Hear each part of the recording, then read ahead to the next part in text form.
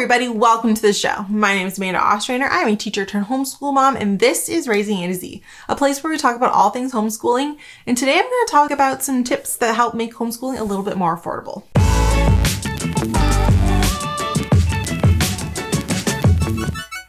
If you were here last week, you will know that I did a detailed and complete budget breakdown of exactly what we spend on homeschooling our kids every single year. If you want to see that video, I will put a link to it down below. It's a great video. And some of you were very surprised by how much, or really more so how little, we spend on homeschooling and how we make it so affordable. And I told you that that budget was actually the top of our budget.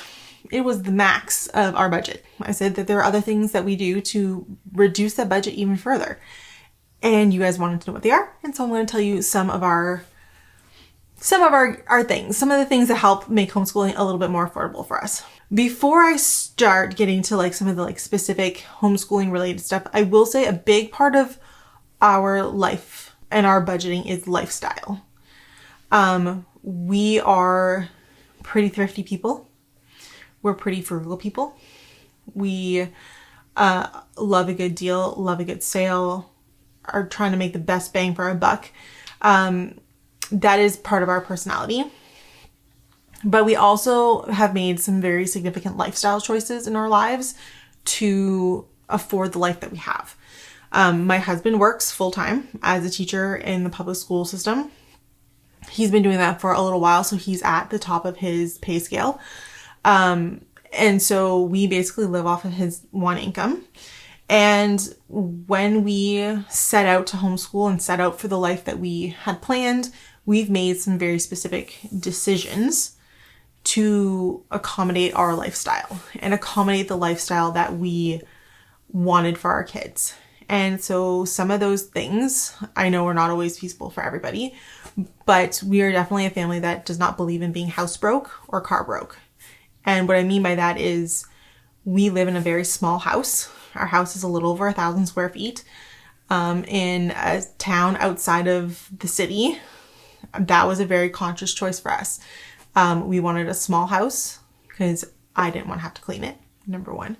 But also it was going to be something that was going to be very affordable, something that we could maintain and manage pretty much regardless of anything else. It's a small house, and that was a decision that we made. We also made the decision to live outside the city because it meant that we actually got a bigger lot. We have a double lot with a small house on it. And it is significantly less than if we had purchased a small house in the city.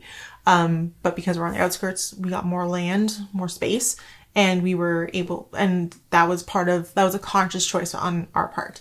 Another conscious choice that we've done in lifestyle is we have 2 cars rather than something bigger like an SUV or a minivan or anything like crossovers even, because the price of our cars is significantly less than the price of an SUV. And because we only have 2 kids, which was also a lifestyle choice of ours, we are able to afford to have 2 vehicles because both of our car payments combined is less than the car payment on an SUV.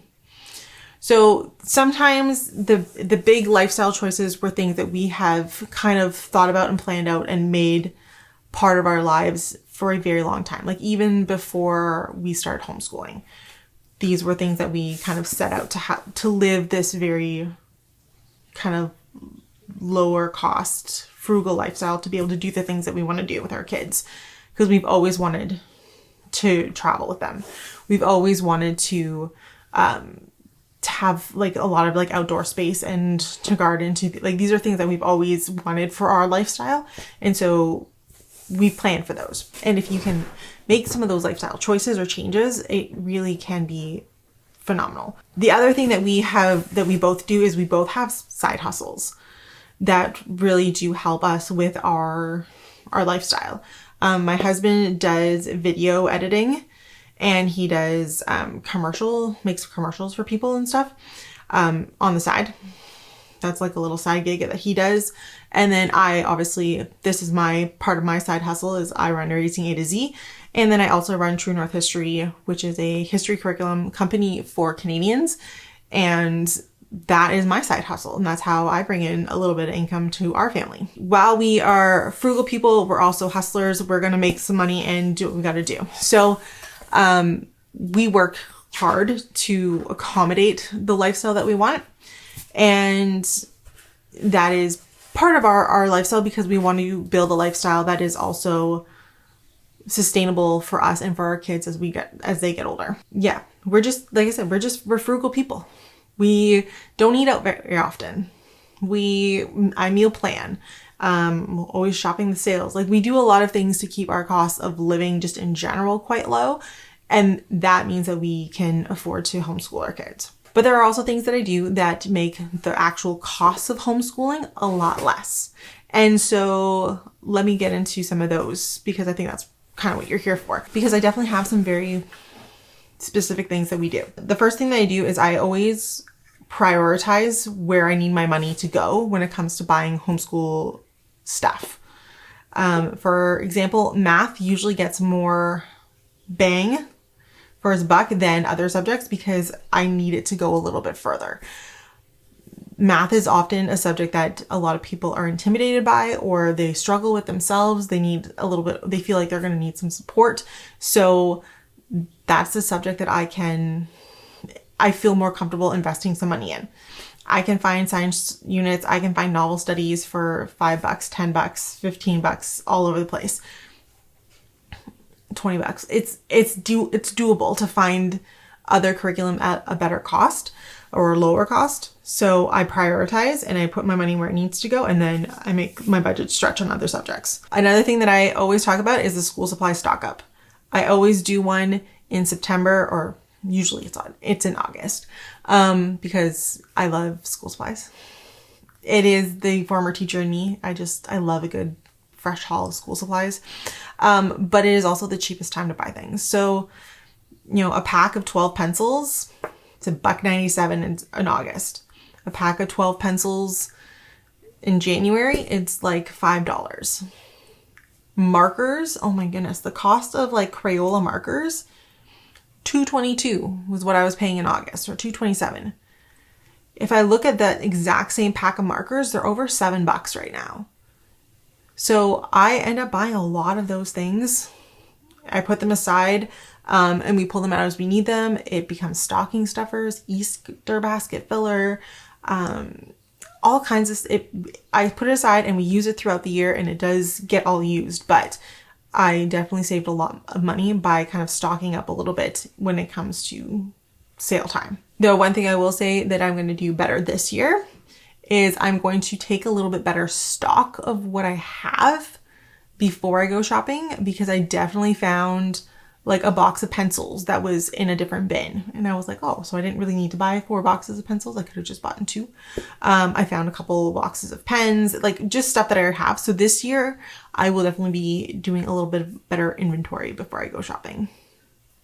Just put it out there so that I hold myself accountable when it comes to August, because let's be honest, it's my favorite time of the year and I can splurge quite easily. Moving on. Used bookstore. I love the used bookstore. I love it. We have one here in town. It makes me so happy. I love it. But it is a great place to look for novels. Now, if you have like older titled novels or things like that, you can definitely go and pick up some great books from your used bookstore. I like to own all the novels that we do for novel studies. I just find it makes life easier. But I've gotten a lot of them from the used bookstore. This year I picked up like Nim's Island. We did Trumpet of the Swan, A Boy Called Christmas, and I saved a ton by buying them at the used bookstore. I think Boy Called Christmas was the most expensive. It was $5.99 or $5.95, I think is what it was at the used bookstore. The title cover on that like cost of that book was $20-something Canadian. Had I gone to the store and bought it, it would have cost me over $20. So I paid like a quarter of the price. Nim's Island, I paid $2.99 for. It was an older book. Trumpet of the Swan, I paid $2 for. The cover cost on it was almost $15. So like, used bookstore can be a great way to save a little bit of money on some books, especially if they're kind of a little bit of an older title. So I always send a list to my used bookstore and see what they have available. And then I also, something that I do is I do try to make, when I'm picking, like, how do I say this? When I'm picking my Brave Writer units, because I just pick them. I just find that it works better for us. When I pick them, I do try to pick like 1 or 2 older titles so that I know I can get a better deal, because sometimes there's a book that's just like, oh, that would be perfect. And it's always going to be the newest book. And it's always going to be like the newest release. Like the book came out in August and it's now available in the units now available in October. And I'm like, oh, of course. So it's not going to be in the used bookstore. So that does make it a little bit more affordable to buy a couple of books really cheap and then splurge on one that I think my kids will absolutely love. But yeah, my favorite place to go. The other place that we spend a lot of time is the library. So while I do buy my novel study books, like the ones we're going to actually dive into and study, any other books that I get are primarily going to be library books. I'd say 90% of our reading books are from the library. We do get a lot of books from the library. And I love when our library tag has, like, at the bottom, it tells you if you were to buy these books, how much you saved. That is one of my favorite things because it makes me feel so good about myself. It's so silly. But anyway, and our tag is often like, you saved $200 or you saved $300. Like, I think the most we've ever saved is like $427. And that was a big library book haul, but it is really nice to like save some money and get some great books. And return them, especially now that our library doesn't have late fees anymore. It's fantastic. Fantastic. The other thing that is really nice about the library is they rent and you can borrow more than just books. You can rent board games, puzzles. They have like equipment rentals now. So you can rent pickleball paddles and balls. You can rent snowshoes. In the summer, they rent passes to the provincial parks. So you don't have to pay for day usage of them. You can just use the pass, which is wonderful. It's fantastic. We use it all the time. Some of them have maker spaces. Like, check out your library, check out different branches of your library because they all have different stuff. And then the other thing that we've recently really started doing a lot of, especially my oldest, Alexi, has been using the interlibrary loan system. Because what she does, she gets into a book series and she is like a completionist. So she wants to read the whole thing. And our library I swear, only ever has like 2 books out of a series. And so she's like, I need the next book. And I'm like, I don't know where it is. We don't have it. So either in the past, I have purchased those books. And now that we've learned how to use interlibrary loan program, she just goes to the librarian and asks them. And they go through and they find a library in Ontario that has that book. And then they loan it to our library, who then loans it to her. And then she just checks it out like a regular book and returns it. The only caveat there is that she cannot renew it and she cannot, it has to be returned by the certain date because then it's like extra fees. But we've done pretty good with it and she has read quite a few extra books because of it. So, and I paid $0. So that works for my budget. The other thing that we do, when I was talking about our video last week was I was talking about our Science Center membership. I really think sometimes that having a membership as a homeschooling family to one thing can be the best thing you can do for your family. It makes for a very easy field trip when you're like, I just need to go and get out of the house today. It gives us something to do. Oftentimes I'm finding that memberships to places are not as expensive as a single visit. So for example, our science center, I figured out if we go 3 times a year, we've already covered more than the cost of I think it's like 2.75 is the cost of our times we have to visit to cover the cost of our membership. I found that it's 2 times is the aquarium membership.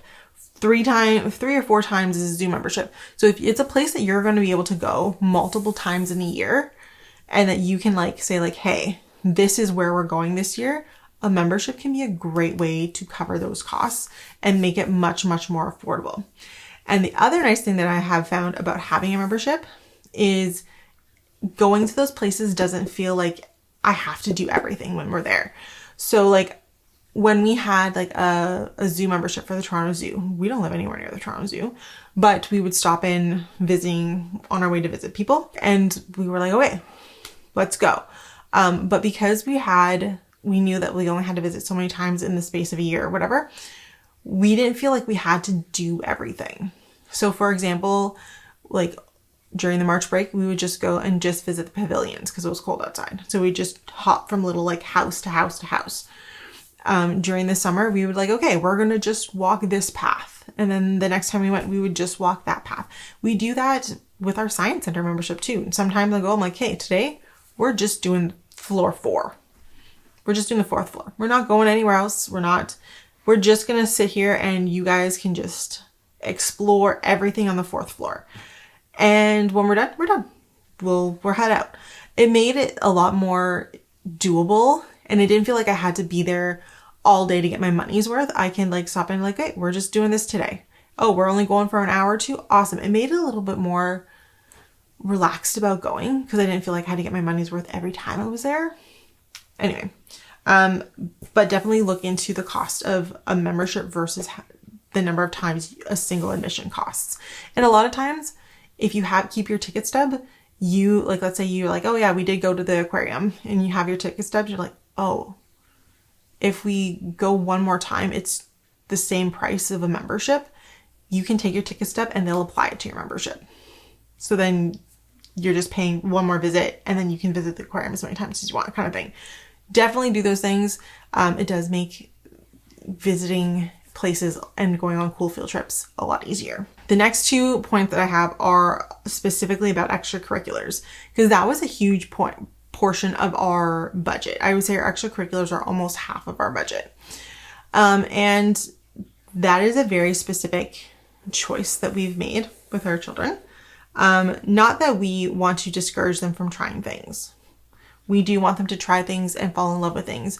We have opted to try activities that have low costs of entry. So don't need a lot of equipment, don't need a lot of things to try them out and see if we like them. So for example, gymnastics, when we want to try out gymnastics, they just need to have leggings and a t-shirt. It's like something comfortable to wear. We didn't even need like a leotard. Like that wasn't a thing. Jiu-jitsu, we did a free class and they just had to show up again, leggings and a t-shirt, or something comfy clothes and a t-shirt. It made it very low cost to try things, but it also made it low cost to do those activities because I didn't have to pay a ton of money for specialty sporting equipment. Like, for example, hockey, where you would have to spend $500 just on equipment to get started. So that was one of the things that we have done is kind of steered our kids towards lower entry cost activities, as well as activities that tend to have lower fees in general. Our kids have done things our kids have done. They've done rock climbing, which the regular rock climbing, they just had to bring a pair of clean indoor shoes and comfy clothes. So low cost. And then it was just like a fee per week, which was nice. Jiu-jitsu, they just tried it out, just in their clothes. And then when we signed up for 3 months, we got the gi for free, which was nice. And that's really reasonably priced per month. Gymnastics was really reasonably priced because we weren't doing anything competitive. Girl Guides was super, super affordable. It was like less than $200 for the whole year for each kid. I think it was like $196, something like that. It was fantastic price. They get to do it all year. We do choir, which is free. Soccer, we do a local program, which is low cost. So yeah, sometimes just steering the kids into lower cost activities can be a really great option. And I know we can't always do that. Sometimes your kid just falls in love with sport and it is what it is. But that is definitely something that we talk about as a family. And we've said, hey, here's what the budget is. What do we want to do and how do we want to spend it? Because we have to allocate time and money, right? And that's what it is. But yeah, it does help when we're not paying $500 for hockey equipment plus $5,000 for ice time and entrance fees plus tournaments plus all this. Like, we don't pay for that. So it does make it a lot more affordable. And the other rule that we have with our kids at this point in our lives is no competitive. And I know that maybe sounds terrible, but one, being really realistic, my kids are not competitive kids. They don't care. They don't care who wins. They're just there to try the thing and have fun. Yeah, they're not really competitive kids. But like, first off, the competitive market when it comes to kids sports is astronomically ridiculous. Like, it's the most ridiculous thing I've ever seen. Like, there's no reason or benefit for any of these, for most kids to be doing any of these like high competitive sports, extracurriculars. Like, there's nothing that they're getting out of it that is better than what they get out of a rec level class, in my opinion, especially in kids under the age of 10. I don't see any benefit of it. I don't see the benefits for the child. I don't see the benefits for the families. I don't see the benefits for our pocketbooks. I don't see the benefits. And so we have no competitive rule for our kids under 10.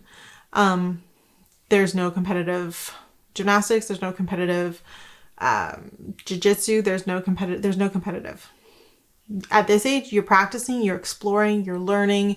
We don't need to be competing. And that makes a flippin' huge difference in our budget, because I'm not going to tournaments 2, 3, 4, 5, 17 times a year. We're not paying for hotel fees. We're not paying for expensive costumes. I'm not paying for any of that right now because my kids are not that interested in they're not that interested in competing, but also we're not putting that pressure that they need to be doing those things or picking activities where they need to do those things. And that's great because my kids they're not competitive, like I said, and I don't see the benefit. And usually, like at jiu-jitsu, they'll be sparring each other and my kids are discussing what books they read while they're sparring because that's what they do. So that is a rule that we have in our house. And at this point, I have kids under 10. We'll see where they get to in life, but unless they are gung-ho and showing incredible skill or want to like really improve, you can do an activity for fun because it's fun and it's moving and it makes you happy. We don't need to compete. We don't need to do that necessarily or do it as often as people are telling us to. So we can opt out of that societal pressure. And that's what we do. And then the last thing that I am a huge believer in is if there's curriculum or companies or things that you really want to do with your kids or for your kids, sign up for the email list. You love the Good and Beautiful curriculum like I do. I sign up for the email list, and when they have a 25% off sale, I buy the curriculum. When we use Learning House, they don't often have a lot of sales, but they do have free shipping. And when the free shipping email comes in, that's when I buy stuff. You want to go on vacation to Great Wolf Lodge? Sign up for their emails and it'll send you coupons or discount codes.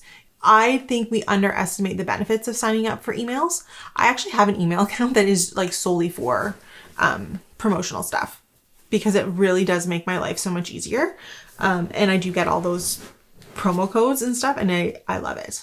I use a lot of those promo codes to buy the things that I need and want for my kids, and I save a lot of money doing it. So if there are companies or things that you want to do or are looking forward to doing with your kids, sign up for their email lists. It's probably the simplest, easiest thing that you can do.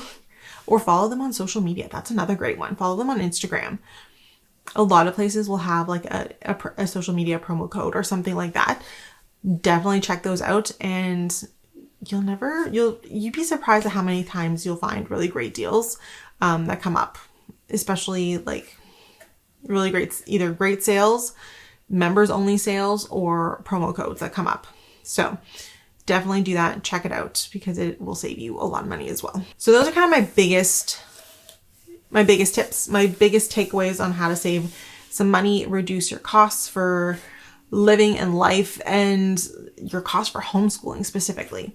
I hope that this is helpful. I hope that you guys enjoy this. Thank you so much for watching. Make sure you follow me on Facebook, Instagram, and TikTok, where I will share tips as they come up, how we're saving a little money on our budgets. And make sure you consider becoming a member of our Happy Homeschooling group here on YouTube. Our members get some incredible benefits, early release on videos, specialty videos just for them, coupons, bonus codes, all kinds of cool stuff. So you'll definitely want to do that. Thank you so much for watching, and I'll see you guys next week.